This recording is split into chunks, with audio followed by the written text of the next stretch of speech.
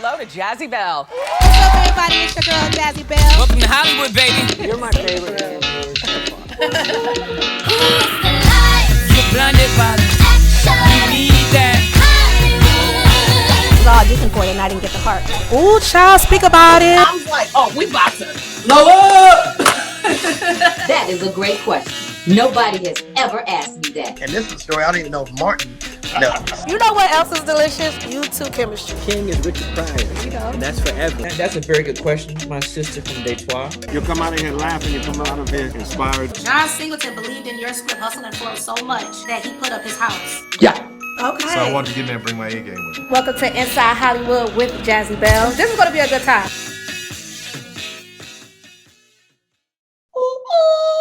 What's up, everybody? Welcome to Inside Hollywood. I'm your host, Jazzie Belle, and I have an amazing show for you because I have an amazing guest. Y'all already recognize her. I swear this queen does not need an introduction, but she's going to get one anyway, okay? She is 1/3 of the platinum-selling hit group Brownstone. She is Grammy Award nominated, Billboard Music Award winner, okay?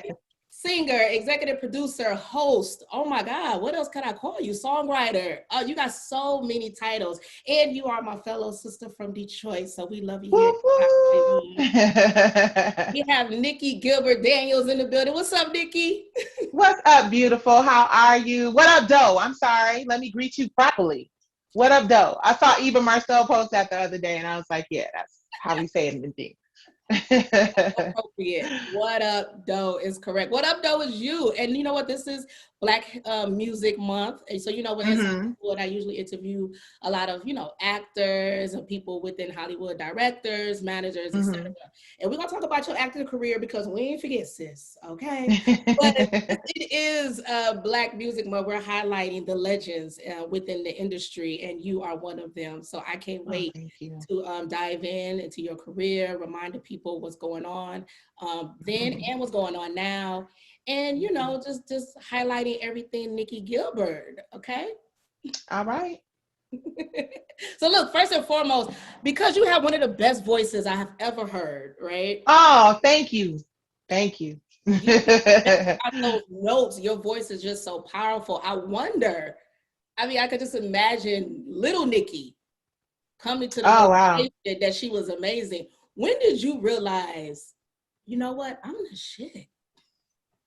Ooh, I think I'm still arriving at the I'm the shit part because it's so many people who I think really are the shit. You know what I mean? So if you're going to claim the shit, you got to be more the shit than some of these other people are the shit.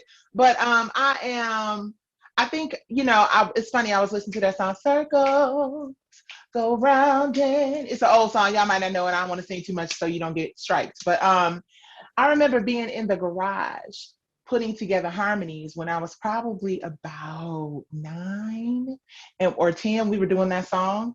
And I just remember first, before realizing I was the shit, just like how much I fell in love with harmonies and blends and vocals coming together. And that was the beginning, probably about 9 or 10 in the garage in my little Mansfield group. Pre-Brownstone, that was Mansfield. Mansfield. Love that. Well, speaking of group, of course, we have to talk Brownstone, the legendary Brownstone. Yes. When did that come into formation? Like, how did that happen? You know, Brownstone was actually just, you know, preparation and opportunity meeting. I tell the story all the time. We were walking down Melrose one day and this guy, Chef Solomon, was like, oh my God, to Maxie, just beautiful long hair. And he was like, you are so beautiful. I'm doing a video. Would you come and do the video? We're shooting it in the desert. So I'm like, yeah, go. We've been practicing. We've been rehearsing. We've been putting our stuff together. It could be a great networking opportunity. Long story short, one of the two 15-passenger vans broke down. Maxie, who was the star of the video, had to go so they could catch the light. I stayed behind with one of like the little young business guys, whatever, right? So we're sitting there talking while we're waiting on the people to come pick up the van and nobody came. Long story short, we got off the freeway, walked to this desert town. We were like maybe 2.5, 3 hours outside of LA. And he walked into this bar and said, I got $250 for anybody who would take me home or us home. I was like, I'm not getting in the car. I'm from the D. I'm not jumping in the car, especially no El Camino with no rednecks. I'm not doing it. So walking down the street, sad. Monica came and picked me up. The very next day, Shep was like, I want to make up the fact that you got stranded in the desert, and I'm going to set up a meeting for you ladies to meet my friend Barry Kolsky. So we go, we have this meeting with Barry, we sing for Barry. Barry says, thank you. It was a courtesy meeting. It was very thank you, but not so much. And then from there, we were walking out the door, and two women, Marla McNally, Linda Blum, were like, what was that we were listening to upstairs? You know, that was us. Here go the song. We sang the song. She said, can you guys meet us back here? She took us to Jerry Greenberg. Jerry Greenberg introduced us to Michael Jackson's label, and the rest is history. And it will be in Diary of a Diva. But that's the short version.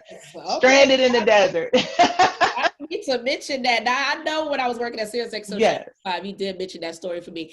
You did tell me that story. Then long time, right? Same story. I mean, just in case people didn't know, please continue to share that, because what I found so fascinating was you guys are the first group that was signed to MJJ Records, right? Yes, we were. Music, is that what it's called? Absolutely. Yep. Come on now. Come on now. That's some bragging rights right there. Come on, Michael Jackson. MJJ, Michael Jackson. That's just they signed it, anybody not. Yes. But what I loved about that was like you guys was actually like in a dark room.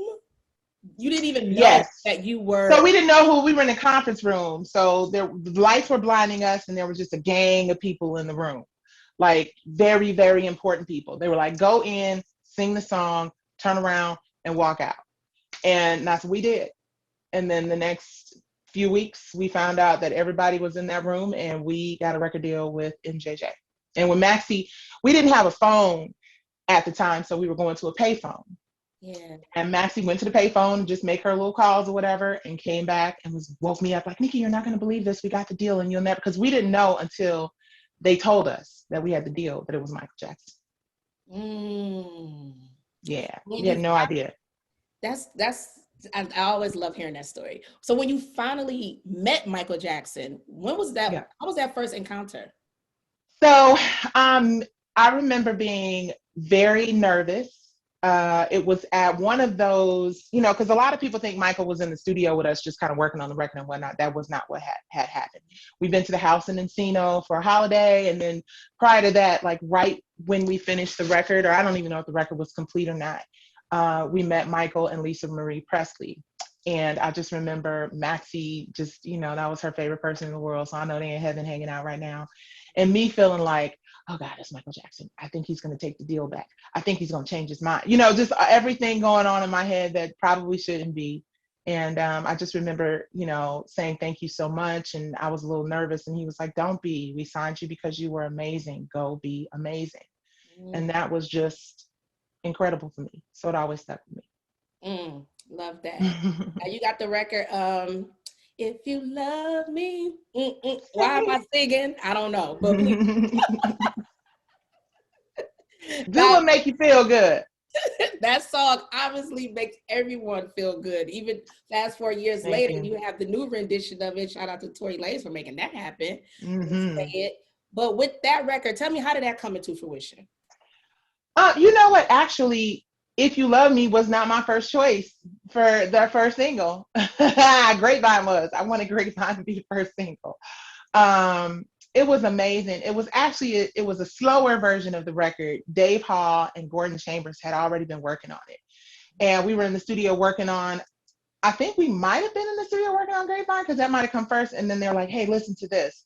And we started just vibing and putting it together and changing just a few things here and there, tweaking them. And there it was. Gordon Chambers, Dave Hall, myself, just kind of, you know, went in there. And the body of the record was there. So let's be clear. The body of the record was there, but we put the Brownstone thing on it and added a few, you know, things here and there. And became one of the biggest the biggest record of our career and one of the biggest R&B records in history. So that's dope. How did you feel when you got the news about like, Grammy nominated and like billboards and all that? Take me to that moment. Yes. We were very young, right? So I think now looking back, how amazing is that? You know, to be able to say I've been nominated for a Grammy a couple of times now, right? So it's a big deal. But at the time, I think it was just, for me, it was always, okay, that's done. What's next? Let's keep it going. Like, let's not, I always felt like somebody was going to say, psych, this is a joke. Go back to Detroit. This, that, you know what I mean? So I couldn't really appreciate it as much when it was happening, to be totally honest. But, you know, hindsight being 2020, I'm sure if I had not had my little Detroit chip and the insecurity of it all going away, I would have probably been ecstatic. I'm very excited about it now. Yeah. When you ladies met, how did you meet Maxie and Mimi? How did you ladies form that? So many years ago, way back in the day, over 30 now, which is crazy. I had struggled a lot with being a solo artist, just because I got a lot of doors kind of, oh, you're cute, but not quite our boat. And I, thought, well, you know what, maybe if I kind of put a group together and we focused on harmonies and blends, and I could kind of slide in there and not be so featured, then there could be some opportunity for it. So I put an ad in the paper called Drama Log, which is, probably still around in LA. And I booked a studio. Didn't have $2, was sleeping on the floor in my best friend's apartment, but I booked a studio. And I had these auditions, and Mimi and Maxie showed up to these auditions. Initially, we were 5, which a lot of people don't know. And then, the universe and God sort of turned it into what it needed to be. We started rehearsing and working with various producers and just really doing the work and prepare for the opportunity, which became Michael Jackson. Nigga, you've been a boss chick for a very long time. I thought I was. I've been thinking I'm a boss chick. It's, people think we're just saying this because it sounds good, but Detroit girls hustle harder. It's just something in the water. Yeah. That was supposed to be put in my introduction, but they know what it is, sis. When they see us, it's just a thing. Yeah. It's gonna be hard to outwork somebody from Detroit. It's gonna be hard to outsing somebody from Detroit too, because them Clark sisters. We got a plethora of amazing talent in Detroit. Absolutely, and you are headlining that whole lineup, sweetheart. But no. Okay, so the reason why I'm like, you've been a boss chick, because we know you've been in this reality TV world, executive producing. We know about R&B divas and putting that together and spearheading that. I didn't have any clue that you were the mastermind behind Brownstone, actually putting the casting out there to find talented women. Kudos to you, sis. I don't feel like you get enough credit of that. Well, it took, Brownstone wasn't Brownstone until Maxie laid her voice on it, Mimi laid her voice on it, and any other voice, Kina and Tisha and Aaron and all the amazing singers who blessed us. Yeah. But the idea definitely was one. Yeah. And I saw that you posted something, I don't know if it was today or yesterday, but it was promoting the BET Encore, the Encore show. Yes. And you talked about like second chances and, see what's happening with the show. First of all, do you like the show? Who's your favorite on the show? And just be goodness. being a whole girl group member, I'm sure this show really kind of like struck a chord with you. It probably feels very, relatable, familiar, but what do you think about the show? So here's the thing. I'm gonna stay away from choosing a side or picking a favorite. I think just because I know how that goes, and I know, what I mean, what you see ain't always what you get. So, considering all of that. But I think that it is really great to see really talented women who pay their dues in this industry have an opportunity to come together and show that women can work together. This is something we've been struggling to kind of show the world for a long time. Kudos to Carlos King, who had this idea to bring these groups together and do that. I love, my BET family is always my BET family. It's just kind of like in any of those situations, it's you got to just kind of, everybody has to have the same end game. And you just have to remember that as long as we have the same end game, we may have some glitches here and there through the process, but if the end game is to do something amazing, which I believe is a women's empowerment record, then I say keep going, girls. We can use as much empowerment and sisterhood and working together as possible. So kudos to everybody involved. Yeah, and shout out to some of the 90s hit makers like Yeah. 702 and Pam and from Yes. was on there. Yeah. Would you do that show? I could kind of see you on Oh, that.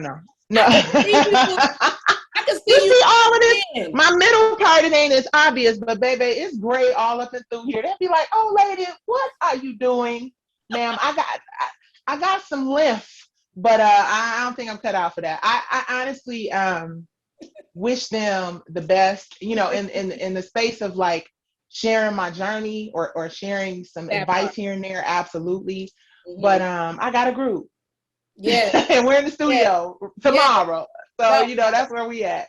Yes, absolutely. I can see you just coming in as you know, shedding light, like you said, and being Of course, yeah. I would love that. educating them. Because I mean, it's kind of like what Keely is trying to do is what you really did in real life with Brownstone. You know, bringing the people Yeah, together. well, and I get it. Like, I understand. I see that I'm sorry, y'all, I'm distracted by this hair because I did it today. You know how we be. But it's beautiful though. well, thank you. Okay, well then, thank you. I'm looking at you like, oh, look at this hair and everything is so together. What am I doing? But back to Keely. I think what she's trying to do is amazing. I kind of empathize with her because I know what it's like, you know, to come into a situation and want to work behind the scenes. Yeah. And it's like, no, you're gonna work up front. It was, you know, very similar with the R&B Divas thing, but they'll figure it out. They're all smart. A lot of them are moms. You know, this is a great opportunity for them to do it better, to do it again. So I'm cheering for them. And you see what's, you know, you always hear within just working with women, which I don't like that narrative. I so hate that. When it came to Brownstone, because there was some, you know, people were saying, well, Mimi had to leave for like medical reason, but was there ever really an issue between you two that made Brownstone say, okay, we can't do this anymore? You know what? I'm going to say for me, absolutely not. I know that we had been approached by Iyanla Fix My Life some years ago for us to do it. And they talked to each one of us individually and they're like, well, actually nobody really has a problem with anybody. So everybody feels like there's really nothing to fix. So while I never, you know, had the conversation like, hey, do you have an issue with me? I do recall that conversation and feeling some relief because I never felt like I did anything to hurt her or offensive and, you know, whatever. I was always, you know, about the business, even at 23, 24 years old, not really knowing shit about it. I was always focused on end game. This was not about friendship, although Maxie was my best friend in the world. And we built and came to that, but it was never anything malicious, no ill will. And I think each of us realizes that. Now, if you ask Tina, it might be a different story. But Mimi, absolutely, I don't think there's any bad blood. In fact, when we did the Essence Festival, she joined us, you know, for the records that she sang on our first album. And then we introduced, you know, Aaron, who's our new member in the Brownstone Experience. And it was a very, you know, we laughed, we caught up, we reminisced. It was a good time. So, and she's passionate about education and she's been doing it for years. She found love with the father of her children who she married. And, you know what I mean? She wanted a life. And I understand that, you know, her parents, I get it. So that's what that was about. And struggling with bronchitis was making it difficult because we were hugely successful. So there was a lot of Europe traveling. We go to Europe and be there for felt like a month.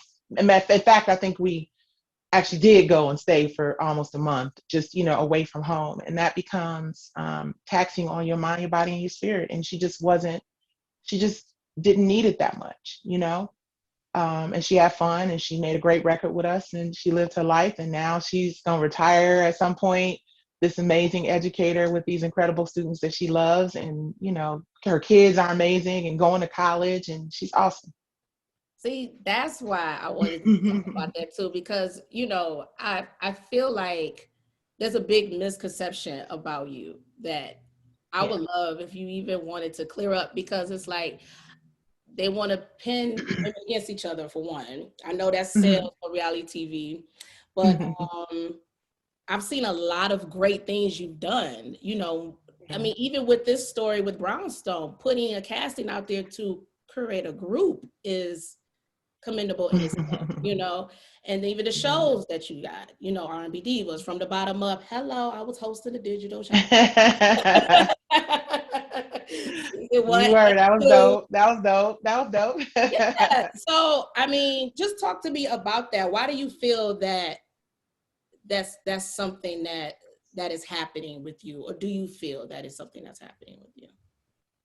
Yeah, you know, it's real interesting because we talk about, I guess we should talk about what people probably most know me for being, like the super bitch, you know, on or whatever, which is R&B Divas, right?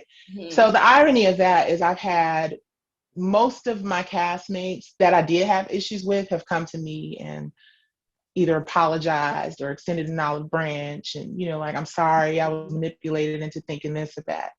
And, you know, I've gone to them and said, hey, listen, you know, I apologize because I may have taken things too seriously in some instances or whatever. So I feel like that is the most important understanding that I need to have, which is that the people that I considered my friends, the people that I genuinely created this franchise and this opportunity for us to all grow and make money and build legacy, there was never an ill intention in any part of it. They know that. They understand that. I also know that we're in the entertainment industry and people will talk shit and they will say things about you because they just want to. You know what I'm saying? Like they're, you know, Michael Jordan is like the dopest athlete in the world and then nobody likes him. And then Kobe Bryant is like the most. So I understand it's not personal because these people don't personally know me. These people were not there. These people have no idea of the manipulation and the games and the, you know, lack of respect and the lack of consideration that we have to endure as not just women in this industry, but Black women who are talent. And that's a really big deal because they want us to just shut up and sing. They don't want us to have an opinion. They don't want us to have any ideas outside of how to make them more money. And when you start to ask questions and you start to inquire about, you know, things that are important as it relates to legacy building and growing your brand, then you get branded difficult, you get branded a super B.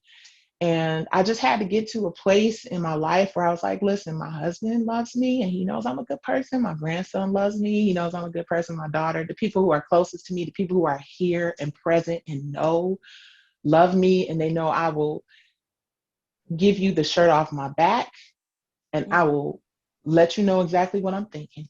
You know what I'm saying? I'm not mincing words. I don't live my life I'm grateful for all of the respect and love that I get from people in the industry because of course you do a job, you want people to enjoy the job that you do, but I don't live my life or base my worth or my value on acceptance from people who I don't know or who don't know me. I just look at it as a cherry on top. Yeah. So yeah, a lot of people probably have a misconception about me. And the other part is that I'm not spending a whole lot of time out there trying to explain myself or to prove that I'm not this person. I'm just being proactive, not reactive. I don't argue. Anybody who knows me, I don't argue. People get mad because I don't argue. I just, I might give you a little something in a moment. And I've evolved a lot, you know, since R&B Divas. But even then, I wasn't just blah, blah, blah, blah, blah, blah, blah. That wasn't it. Yeah. You know, but I'm honest. Yeah. And you said, you know, who needed to speak to and pass things up when you did that. Yeah. What everybody wants to know, have you and Selena spoken? Have you guys Absolutely. Yes. I would love to see a sit down between you two. And I loved that you poked fun at you guys' iconic fight where you took a picture. Oh, right. The SpongeBob fight. Yes, Selena reached out to me. It's been a few years now. She reached out to me and I was really surprised and happy to hear from her. You know, we and it's crazy because in the text message, she was just like, hey, we should get together and have lunch. And, you know, and then we saw each other about 2 years, right before COVID. Brownstone did BET Her Live. And as God would have it, we were leaving and she was pulling up.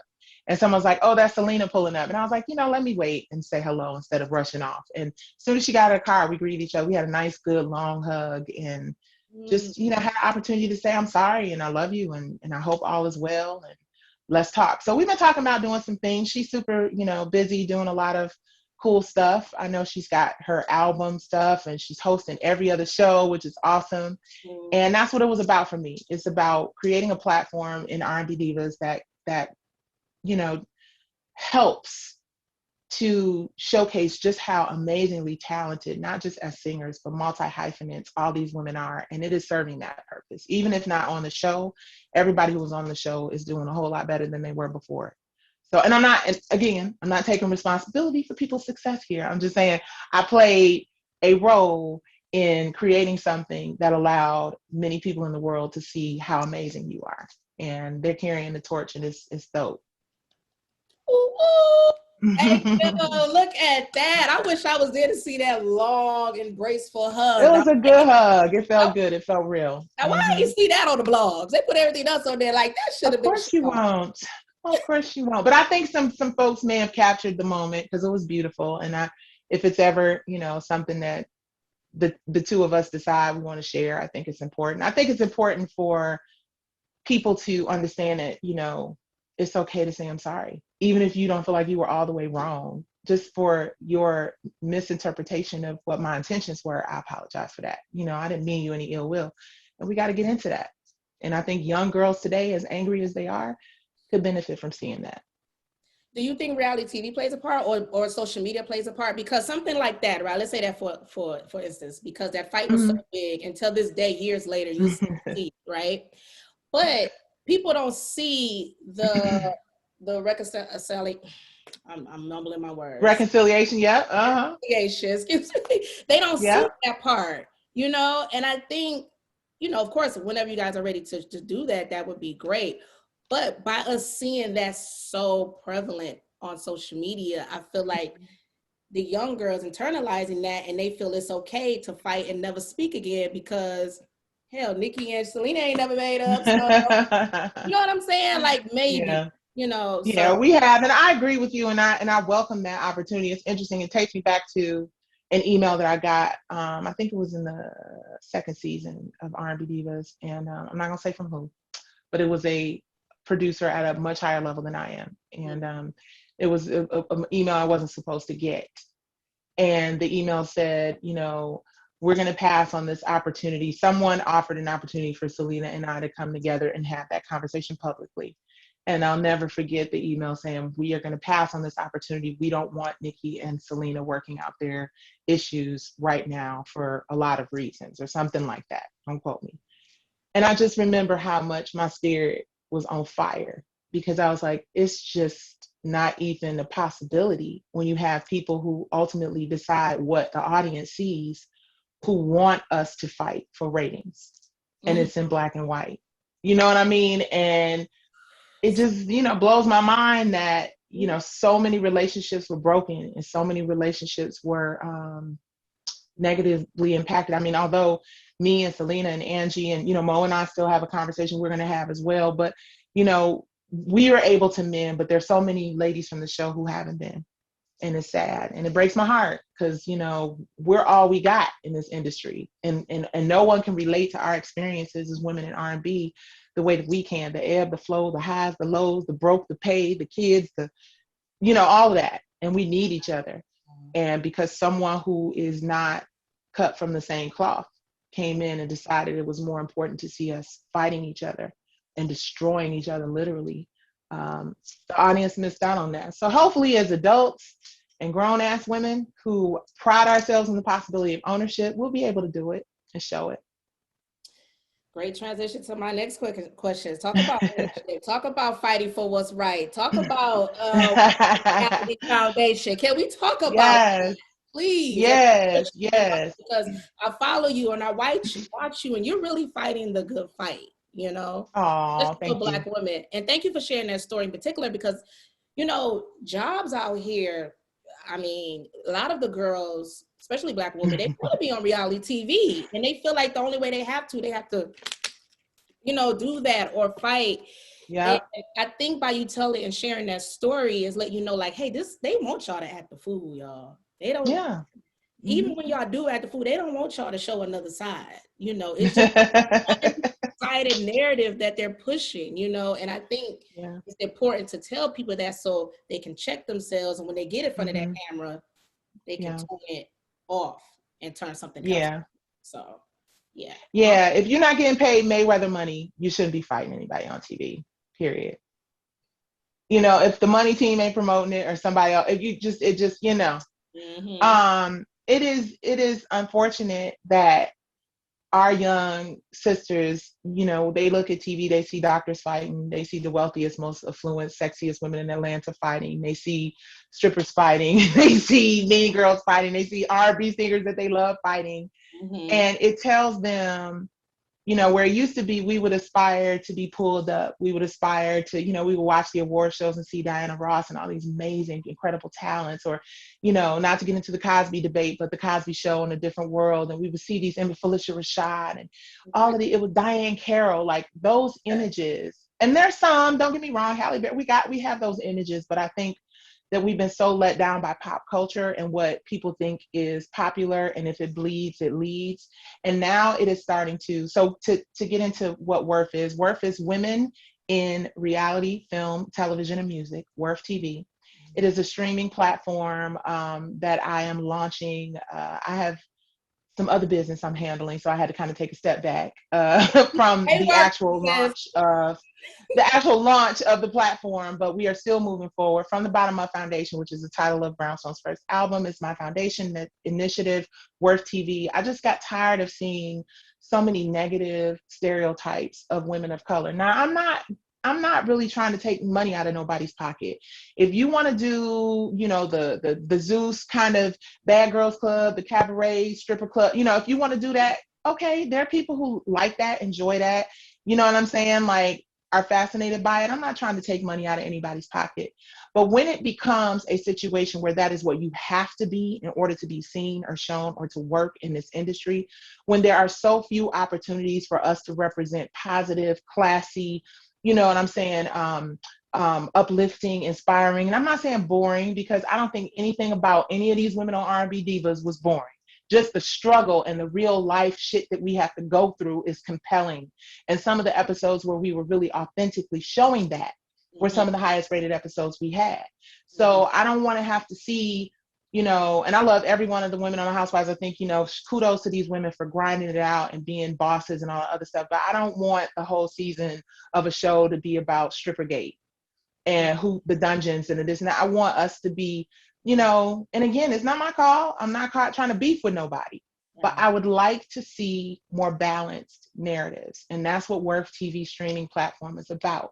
Yeah, we can see the edgier, raunchier stuff, but if you also want to see some great stories that inspire you to grow and become a better person and a wealthier person and a stronger mind, body, and spirit, then you can see that too. So that is what we're launching. You can go to worthtv.com and join the fight for Worth. And it's coming. It's coming. As soon as I take care of this other business, it's coming. Listen, Detroit girls hustle harder. I'm telling you, Nicci, stay working. Listen, and it's about legacy, because at the end of the day, for me, I've had almost 30 years of being able to be in front of a camera on a stage, singing songs, you know.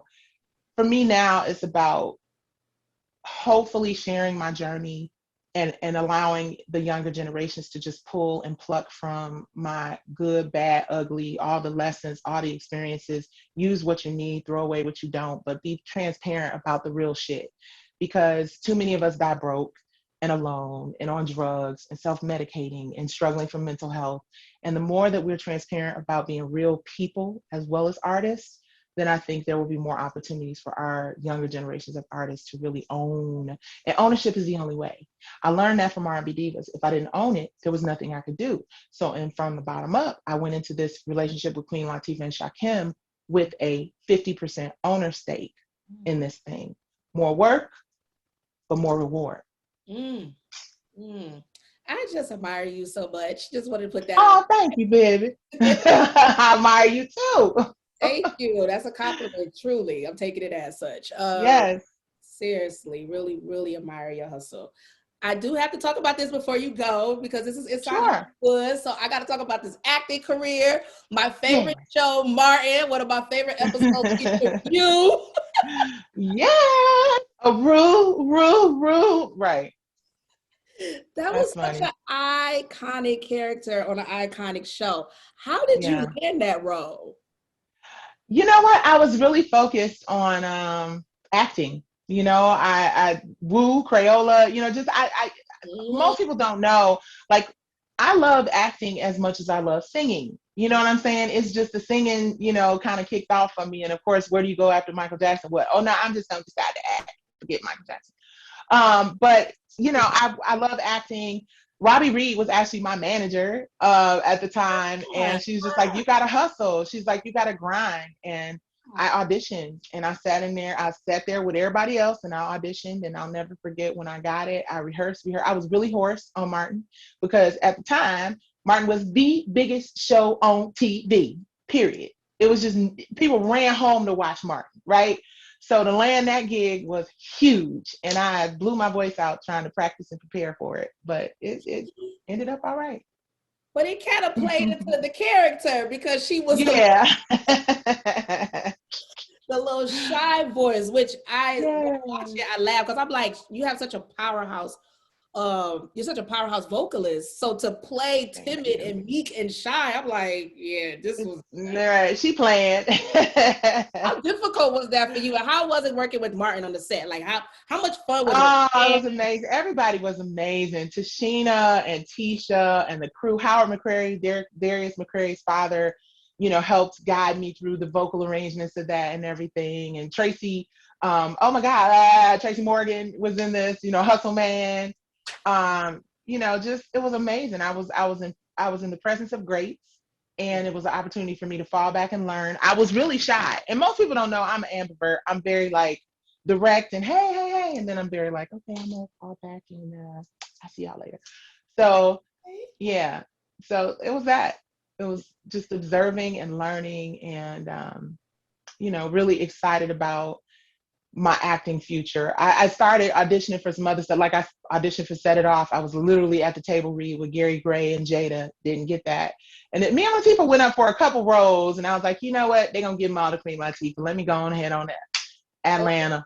I can see that similar aesthetic. Two beautiful women. Yeah, I think. Yeah. Yeah, a couple wrote. The Kiss met with the director of that. I mean, not that sounds so shady. Like, oh, I met for this person for this role, but we have gone up, even recently, gone up for the same roles. Ooh. And she got them because she's the queen. And at the end of the day, who you gonna give it to?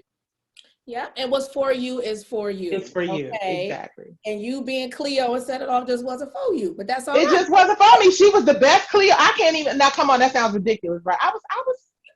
But Latifah did what she needed to do. But I think those were those moments, and I mentioned that because, and as a lesson, or something to consider for young girls, because I do distinctly remember thinking, I'm never going to get a role. Forget it.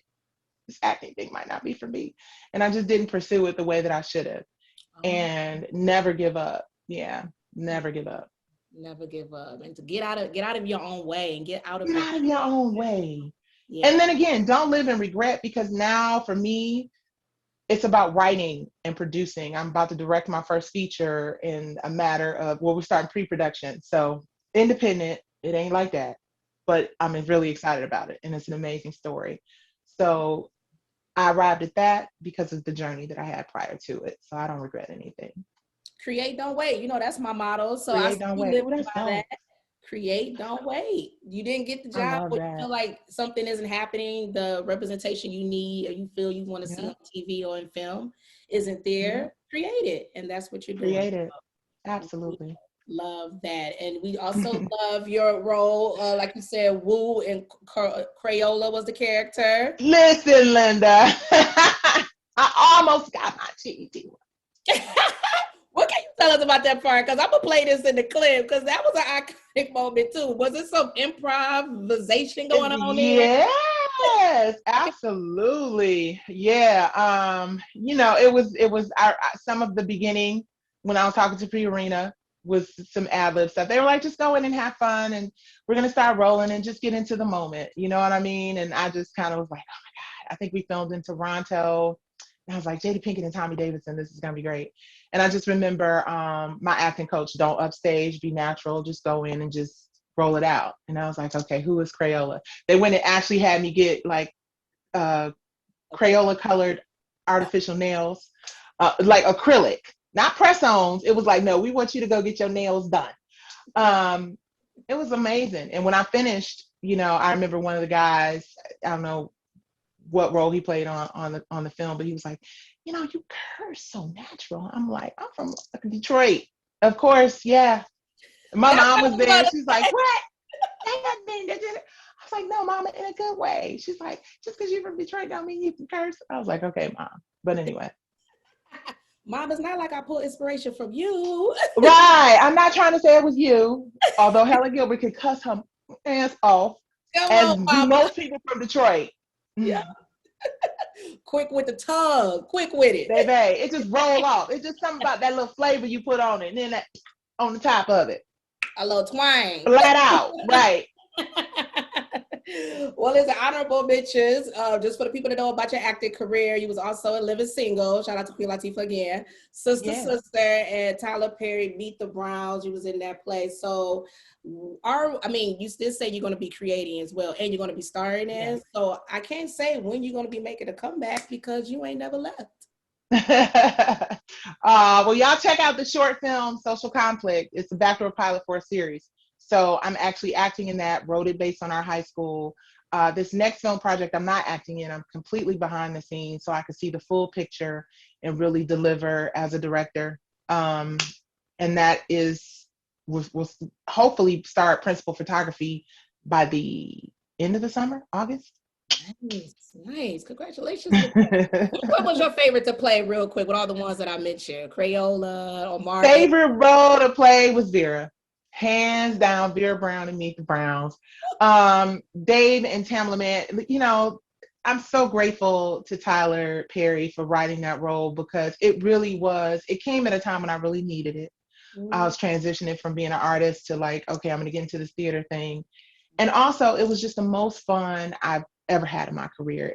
I laughed every single night. Like it was just, the cast was so close knit. Trina Braxton, Dee Dee McKinney, Terrell Carter, David Mann, Tamla Mann, who else? Tamika Scott. Like we just had a dope, incredible cast of people. If I forgot anybody, charges in my head, not my heart. I loved it, everything about it. And it also inspired me to produce my own musical, Soul Kids Cabaret, which, it was a huge experience for me. So Vera Brown. I watched that. I went on Amazon and paid my couple of dollars. Just for Meet the Browns. He's on BET Plus. Soul Cabaret.